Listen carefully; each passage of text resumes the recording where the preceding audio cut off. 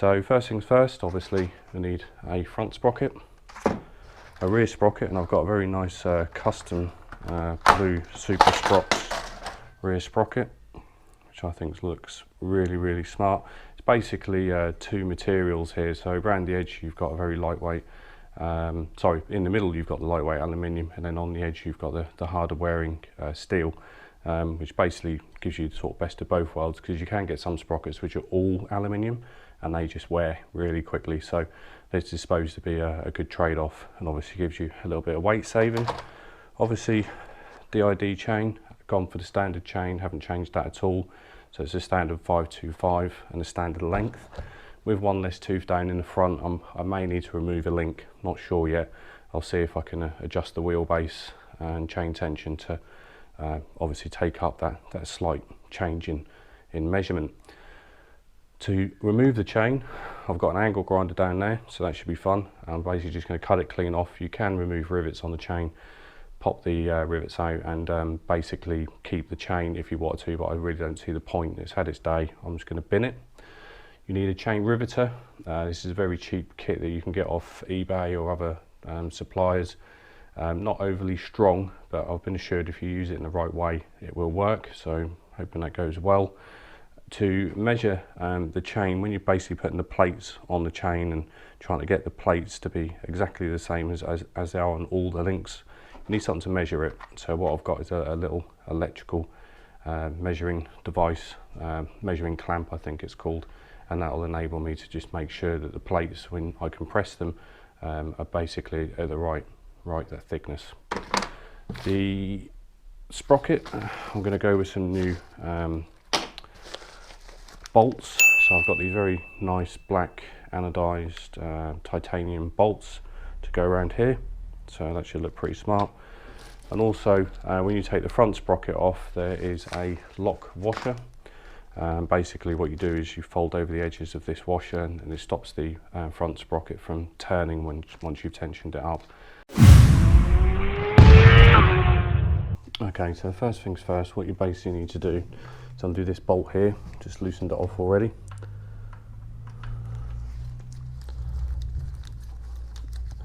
Now you can dismantle a quick shifter if you want to do so. I don't. Basically I just want to leave that connected here, connected there. All I've done is just undone that bolt there. Pretty easy to get that back into the position it was in. While I'm doing all this, you can see I've got a lot of oil for my chain, and I just want to get rid of that. So I'm just going to get some degreaser, basically just degrease as I go. Okay, so as I said, once you've got that out of the way, tape it up just to keep it out of the way of what you're doing.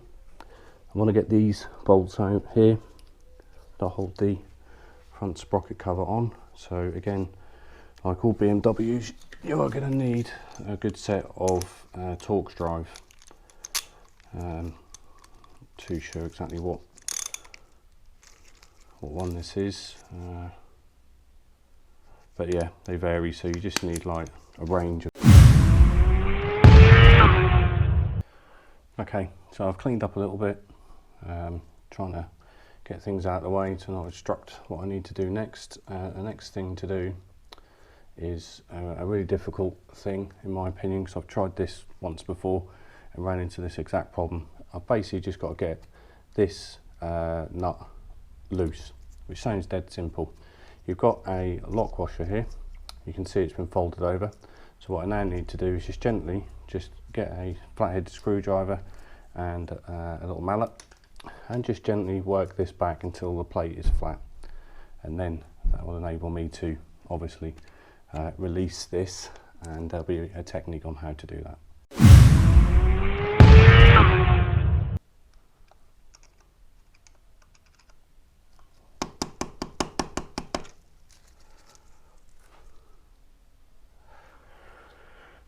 Okay, so as you can see, that takes a little bit of perseverance, but it will flatten off eventually. As I said, you don't want to be too hard with it, because you can end up splitting the washer and it'll be a nightmare to get off. So yeah, basically you're just looking to flatten it off like that. And now we are ready to undo this bolt, which is going to be a pain but let's hope we get a bit of luck here.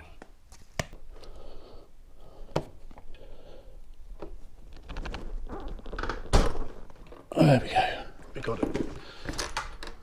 There we go, painful. So as I said, lean over the bike, back foot on the brake, and it'll just go, it'll just pop. And there you go, it is loose. Okay, so as I said, we've got the front sprocket loosened off. You saw that was a real pain. Basically all you need to do, as I showed, was lean on the brake on that side of the bike, lean over here with the wrench, 2 hands, just gradually give it a good pull, and eventually that front sprocket will loosen off. So I'm really pleased how that went, because last time I tried this job I had to stop there because I couldn't literally undo that nut. I've also undone the rear sprocket as well, and basically what I want to do now is get the chain off, and the best way for me is I'm just going to use an angle grinder. I'm going to try and flatten the head off here.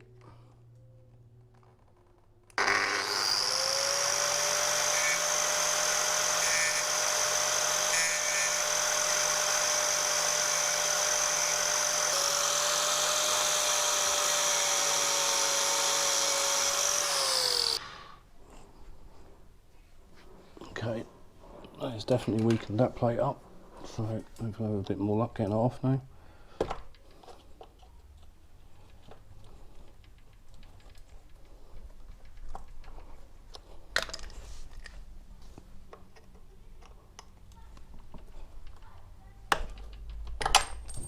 There we go, and it's off. Too sure where that went. There we go. Ah, it's a bit hot.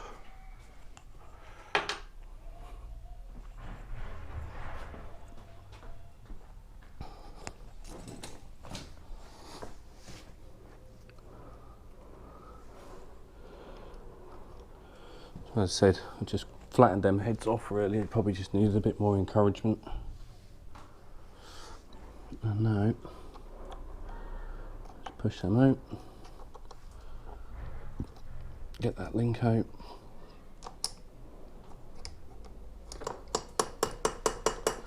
And there we are. The chain is free. I just tried to clean up as much as the gunk as I could, mainly along where the chain runs here, and obviously where it spins there, and it was absolutely caked in oil, but it's a little bit better now, so it's worth doing if you're going to get all this off. So as I mentioned, the new sprocket with the lip facing inwards goes on there.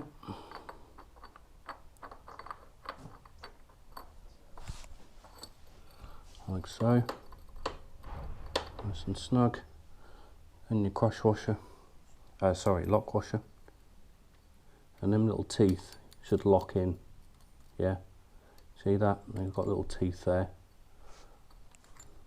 You want your lock washer to lock on there as well, yeah?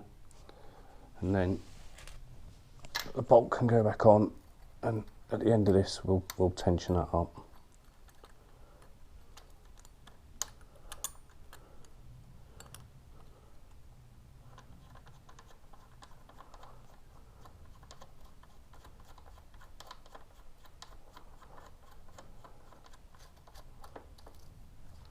Okay, that's done for now. So as I said, we'll tension all that up when we've got all the chain and everything on, and it's moving nice and freely, even though it's in gear at the minute. So the next job is to get the rear wheel off. Obviously I'm going to take that off, going to undo this completely. You need to loosen off your chain tensioners, so we'll do that now. There we go, so rear axle nut.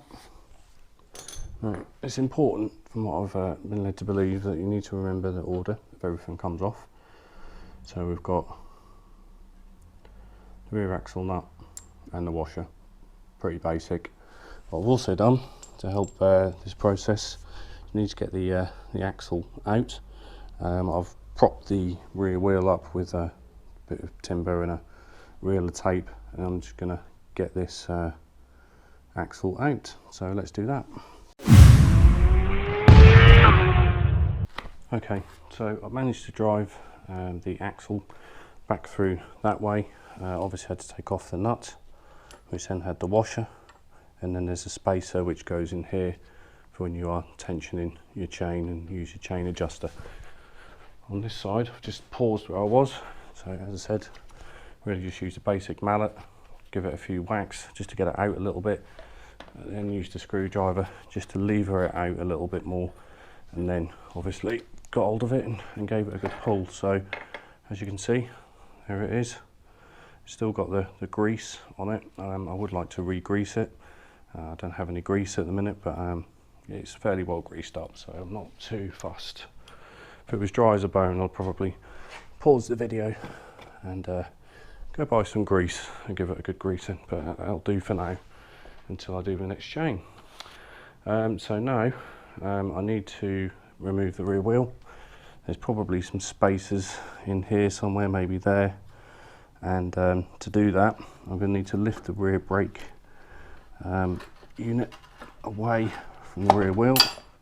I think that was the spacer that went there, so I'll just pull that away, hang that to one side. I'm just going to keep the wheel there because I heard something drop out, and there it is. Look, there's the spacer, which would have fitted in there like that. So obviously that's pretty important. So what I'm going to do is just keep everything in order, yeah, like that, so I know where everything goes. And the other side is probably going to have a spacer as well, and there it is, look, right here. So I'm just going to drop that out and put that there, and then the wheel can come back. Okay, so once we've got the bolts off, we're ready to change the rear sprocket. So basically just lift it off and go over there, get our new one, just to make sure that I haven't got something that isn't right. Just basically lay that over the top like that. Yep, looks perfect. Looks good to me. So just going to position this on.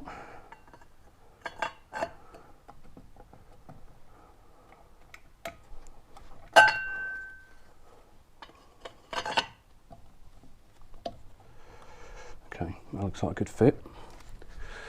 And now, what I'm going to do, there are mixed opinions on whether you should actually use thread lock or not, but because I'm using aftermarket nuts, I just want to be safe, really. If you're using the OEM products, they probably are okay without any thread lock, because once you talk them to the manufacturer settings, they are going to go nowhere. Yeah, good. Okay.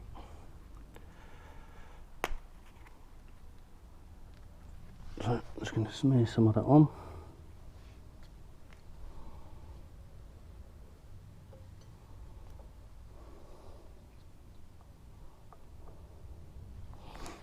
Like so.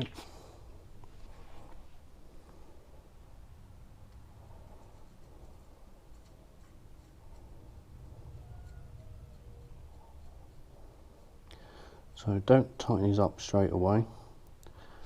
What I'm going to do is thread lock each one, wipe away the excess thread lock, and then when you actually do tighten these up to the manufacturer's specified torque, you want to do it in a diagonal pattern. So don't just go around in a clockwise. If you do one on this side, do that one, this one, that one,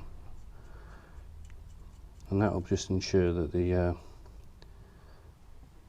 sprocket is sat correctly and straight.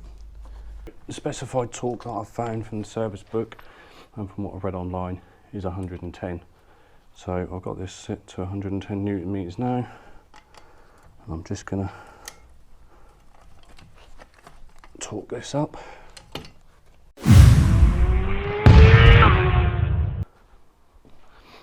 Okay, so obviously make sure your spacers are in both sides. Basically reverse application.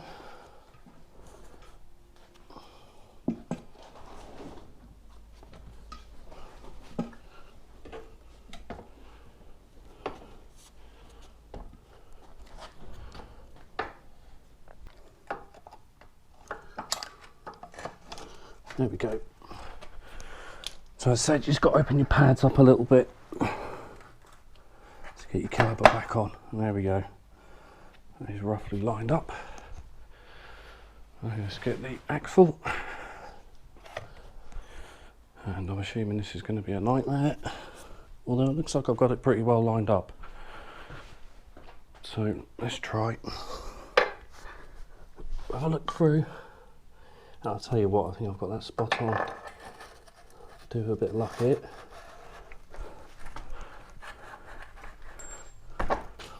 We've got the axle through. No time to reinstate items. Okay, so it's time to get your chain on. Obviously you're going to need your new chain. You're going to need a chain riveter and press, and obviously the little packet that comes with your chain, which is the master link and the additional grease. So as you can see, I've just started getting the chain on. I recommend, if you look at the side of the chain, there's normally some logos on it, manufacturer symbols. Just make sure they're the right way up, and just get it on, get it through there, and start looping it round. I'm just going to keep the chain around about the 2 o'clock mark. As you can see, it just kind of holds itself on. I'm going to turn it there. Perfect. So just make sure your chain's properly on. What I will do is once I've got all this done, I'll give the chain a quick clean, just to get all that manufacturer's grease, white grease off it, and yeah, obviously re-grease it. So now we need to put the master link on. Let's do that quickly. So the clear instructions here, it's very simple. Pretty much just go mad with the white grease they give you. Okay, so that's ready to go. I'm going to get your little sachet of grease. It's very convenient. Split that. Excellent. So you get your master link, and you want to put a nice blob around like that. Don't be tight with it. Just get that all the way around.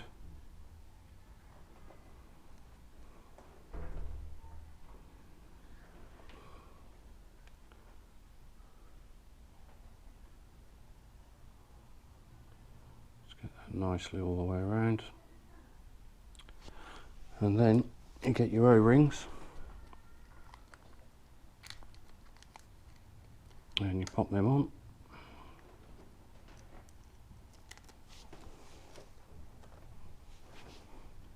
Like so.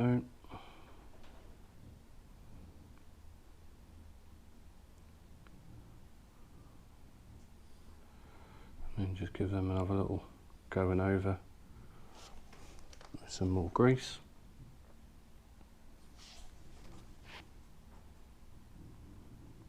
Like so.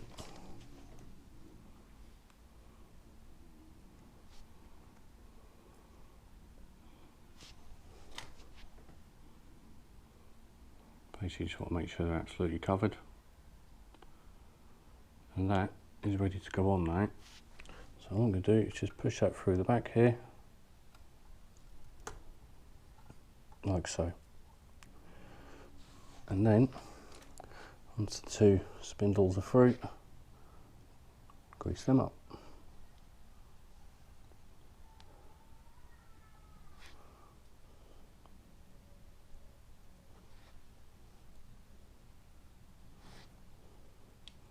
As I said, they give you plenty of grease here, so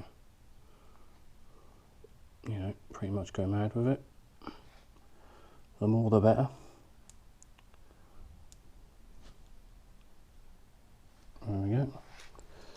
Get your last O-rings.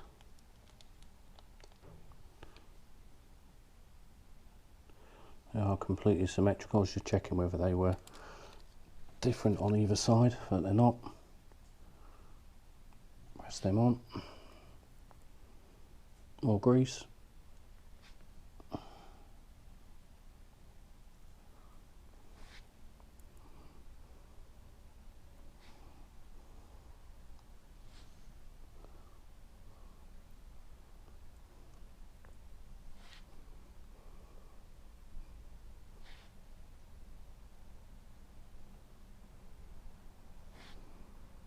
As I said, I'll clean up all this manufacturer's white grease when I'm done. But there we go. And then get the top plate. Again, there's normally like a little manufacturer logo on there. I like to keep it the same as everything else, so all facing up the right way. I don't think it actually matters, but my OCD won't allow it. There you go, click. A nice reassuring click. Now all I'm really doing is just pressing it on there so it doesn't move. And now it is time to use the pressing tool. This bit with a little run on the back needs to go on the back of these. You can feel it that it sits on the back of the pins there. And then obviously this plate here with two little holes in needs to sit on there. And what it effectively does is just pushes the plates together. The pins will come through these holes and it just pushes the plates together. So you don't want to just basically just wind it on straight away and just hope for the best. You do want to just try and do this in little steps. So as you can see, little holes should be over.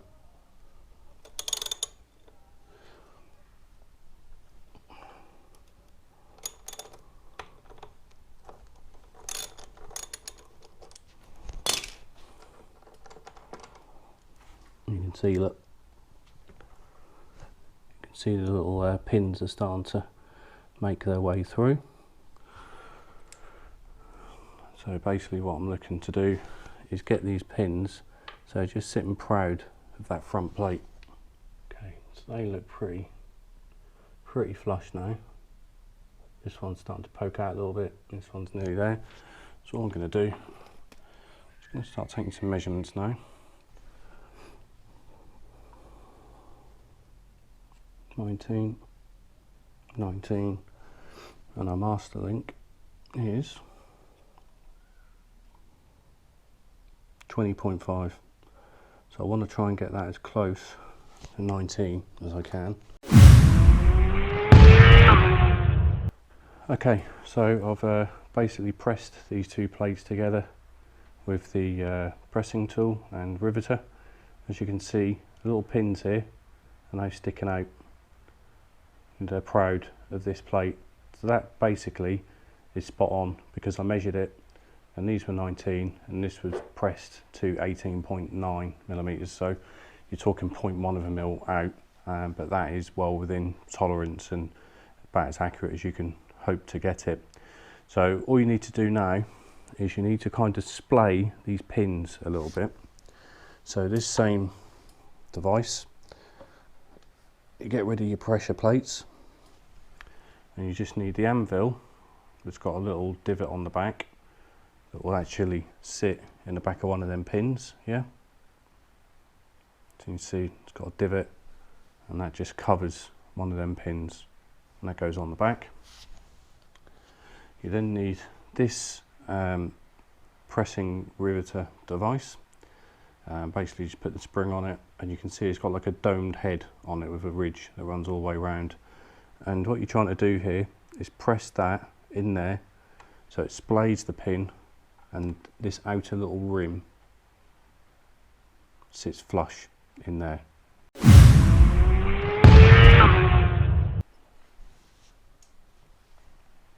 So yeah, so I've taken that off, that drops in there, like so. Just Screw this back in.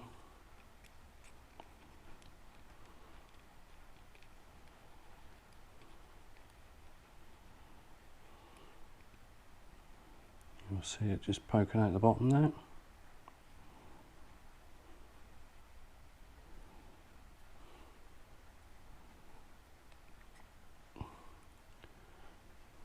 And we're in. So that's the press. Put your little anvil on the bottom. Wind this out a bit. So as I say, we're just looking to splay the head of these pins.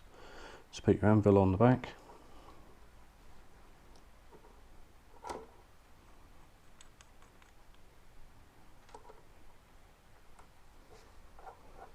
And then hand tighten it to there. And then all we're looking to do, so the mushroom head of the pin is sitting in the pin of the chain, and we're just going to give it about half a turn, and then that's it for now. It may not look like much, but I may have splayed them heads a bit more now. So to test whether you've done that successfully or not, as I said, you've got a little mushroom head there, a little rim running around it, and the rim should basically be flush with the pin. So I'm just going to offer that up, put that in there.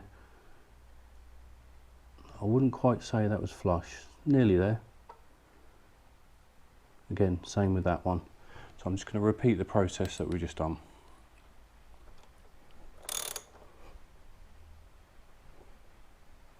Quarter turn. That's all I'm going to give it. Like when you're pressing the plates together, it's just best just do it in little bits, slowly but surely.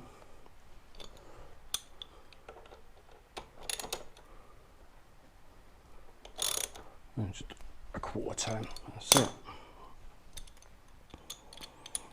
And now I'm pretty confident I'm there. Probably just give it just over a full turn each. And now I'm going to offer that in.